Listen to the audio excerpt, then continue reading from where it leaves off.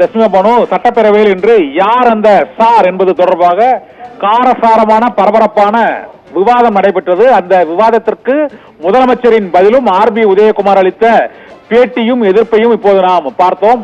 அந்த பிரச்சனையின் போது யார் அந்த சார் என்பது தொடர்பாக அதிமுகவினர் எழுப்பிய கேள்விக்கு முதலமைச்சர் மு க ஸ்டாலின் பதில் அளிக்கையில் அதிமுகவில் 100 சார்களை பற்றி தம்மால் கூற முடியும் என்றும், இப்போது கூட சென்னை அண்ணா நகரில் உள்ள சிறுமி பாலியல் வன்கொடுமை வழக்கில் அதிமுக பிரமுகர் சதீஷ் கைது செய்யப்பட்டிருக்கிறார். பொள்ளாச்சி பாலியல் வழக்கு 2 ஆண்டுகளாக அங்கு பெண்களுக்கு கொடுமை நடைபெற்ற போது எந்த சாரின் ஆட்சி தமிழகத்தில் நடைபெற்றது, அப்போது பொள்ளாச்சியில் நடைபெற்ற கொடுமைக்கு எந்த சார் பொறுப்பு என்று எதிர்க்கட்சி தலைவரை மறைமுகமாக குறிப்பிட்ட முதலமைச்சர் பதிலளித்ததற்கு எதிர்ப்பு தெரிவித்த அதிமுக உறுப்பினர்கள் தொடர்ந்து அமளியில் ஈடுபட்டனர்.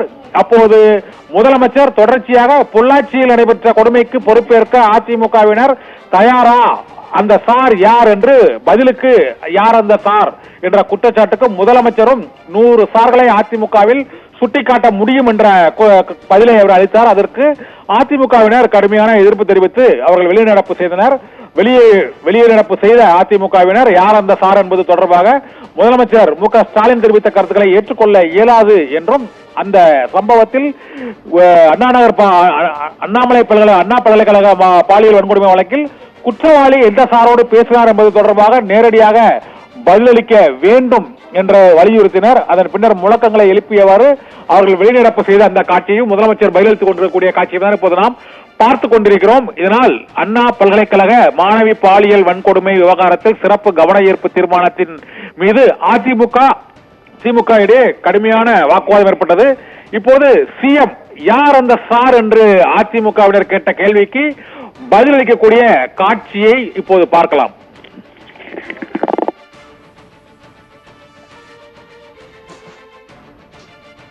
நான் எதிர்க்கட்சிகளை கேட்க விரும்புவது, யார் அந்த சார் அப்படின்னு சொல்லி குற்றம் சாட்டுறீங்க. உண்மையாக உங்ககிட்ட அதுக்கு ஆதாரம் இருந்தா உயர்நீதிமன்ற உத்தரப்படி அமைக்கப்பட்டிருக்கக்கூடிய அந்த சிறப்பு புலனாய்வு கேட்டுக்கொண்டு கொடுங்க, அதை சொல்லுங்க. ஆதாரம் இருந்தா யார் தடுக்க போறான்? அதை விட்டுட்டு ஒரு மாணவி சம்பந்தப்பட்ட சென்சிட்டிவான வழக்கில் வீண் விளம்பரத்துக்காக, குறுகிய அரசியல் லாபத்துக்காக மலிவான செயலை மீண்டும் மீண்டும் ஈடுபட வேண்டாம் உங்ககிட்ட நான் கேட்டுக்கிறேன். இந்த அரசை பொறுத்த வரைக்கும் பெண்களுக்கு எதிரான குற்றங்களை இரும்பு கரம் கொண்டு அடக்கும். இந்த ஒரு சம்பவத்தை வச்சு பெண்களுக்கு பாதுகாப்பே இல்லாமல் இருக்கிறது போல ஒரு சதி தோற்றத்தை உருவாக்க பலர் முயற்சி செய்யறாங்க. நான் நிச்சயமா சொல்றேன், இது மக்கள் மத்தியில் நிச்சயமா ஈடுபடாது. ஏன்னா நமது அரசு வந்ததுல இருந்து பார்த்திருக்கீங்க, பெண்கள் பாதுகாப்புக்கு எவ்வளவு முக்கியத்துவம் கொடுக்கிறோம், பெண்கள் எதிரான குற்றங்களை எவ்வளவு நடவடிக்கை எடுத்திருக்கிறோம் என்பது தமிழ்நாட்டு மக்களுக்கு நல்லா தெரியும். குறிப்பா பெண்களுக்கு எதிரான வழக்கில் 86 விழுக்காட்டுக்கு மேல 60 நாட்களுக்குள்ள குற்றப்பத்திரிகை தாக்கல் செய்யப்பட்டிருக்கு. பள்ளிகள், கல்லூரிகள், பொது இடங்கள்ல பெண்கள் பாதுகாப்பு பற்றி 2,39,000க்கும் மேற்பட்ட விழிப்புணர்வு நிகழ்ச்சிகளை நடத்தி இருக்கிறோம். சத்யா என்ற பெண்ணை ரயில் முன்ன தள்ளி விட்டு கொலை செஞ்ச வழக்கில் மிக குறுகிய காலத்தில் உச்சபட்ச தண்டனையா தூக்கு தண்டனை பெற்றுக் கொடுத்திருப்பது இந்த அரசு தான். பெண்கள் மற்றும் குழந்தைகள் மீதான குற்றங்களுக்கு எதிராக இந்த அரசு எடுத்து ஒரு நடவடிக்கைகளை பாராட்ட மனம் இல்லைனாலும் பரவாயில்ல, வீண் பழியை சுமத்தாமல் இருந்தா அதுவே போதும். மாண்புமிகு நீதிமன்றமே எதிர்க்கட்சி வழக்கறிஞரை பார்த்து பெண்களின் பாதுகாப்பு தொடர்பான உண்மையான அக்கறையோடு செயல்படுறதை விட்டுட்டு இந்த வழக்கில் ஏன் அரசியல் கண்ணத்தோடு செயல்பட்டீங்கன்னு கேட்டுதான் நான் இங்கே நினைவுபடுத்துறேன். நீதிமன்ற அறிவுரையை பின்பற்றி வீண் அரசியலை தவிர்த்தால பெண்களுக்கு பாதுகாப்பு கொடுப்பதற்கு அது பேருதவியாக இருக்கும்னு தெரிவிச்சுக்க விரும்புகிறேன். இன்னைக்கு தமிழ்நாடு பெண்களுக்கு குழந்தைகளுக்கு பாதுகாப்பு மாநிலமாக திகழுது.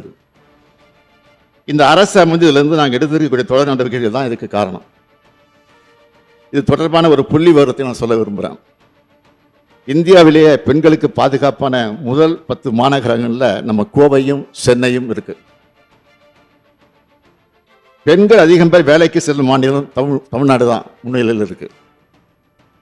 10 லட்சத்துக்கு உட்பட்டு இருக்கக்கூடிய மக்கள் தொகை உள்ள சில சிறிய நகரங்கள்ல திருச்சி, வேலூர், ஈரோடு, சேலம், திருப்பூர் ஆகிய 5 நகரங்களும் முதல் தரவரிசையில் பாதுகாப்பான நகரங்களாக இருக்கு. சென்னை மாணவி விவகாரத்தில் மட்டும் இல்லாமல் எந்த பாலியல் வன்கொடுமை புகாரிலையும் இந்த அரசு நடவடிக்கை எடுக்காம வேடிக்கை பார்த்ததும் இல்லை, விலகி நிற்கிறதும் இல்லை. மனசாட்சி இல்லாம பெண்களின் பாதுகாவலர்கள் மாதிரி பேசுறவங்க கடந்த அதிமுக ஆட்சியில் பொள்ளாச்சியில் என்ன நடந்ததுன்னு கொஞ்சம் நினைச்சு பாருங்க.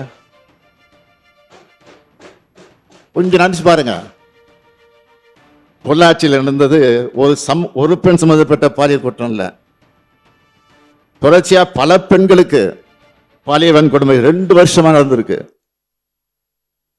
ஒரு கும்பல் செஞ்சுட்டு வந்திருக்கு. அன்றைய அதிமுக ஆட்சி எந்த நடவடிக்கை எடுக்கல. சிபிஐ கிட்ட இந்த வழக்கு போன பிறகுதான் உண்மையெல்லாம் வெளிச்சத்துக்கு வந்துச்சு. பாதிக்கப்பட்ட பெண்களை ஒருவர் தனக்கு நேர்ந்த கொடுமையை பற்றி தன்னோட அண்ணன் கிட்ட சொல்றார். பிரச்சனைக்குரிய 4 பேரையும் அவரே பிடிச்சு கொண்டு வந்து பொள்ளாச்சி டவுன் காவல் நிலையத்தில் ஒப்படைக்கிறார். பாலியல் தொல்லை, ஆபாசமா படம் எடுத்தல், செயின் பறிப்புன்னு புகார் கடிதம். வீடியோக்கள், செல்போன்கள் ஆகியவற்றில் 4 குற்றவாளிகளையும் இவங்க ஒப்படைக்கிறாங்க. இதனை பெற்றுக்கொண்ட போலீசார் வழக்கு பதியல, எல்லோரையும் விடுவிச்சிட்டாங்க. இதுதான் அன்றைய முதல்வர் சார் ஆட்சியில சட்டம் ஒழுங்கு லட்சணம்.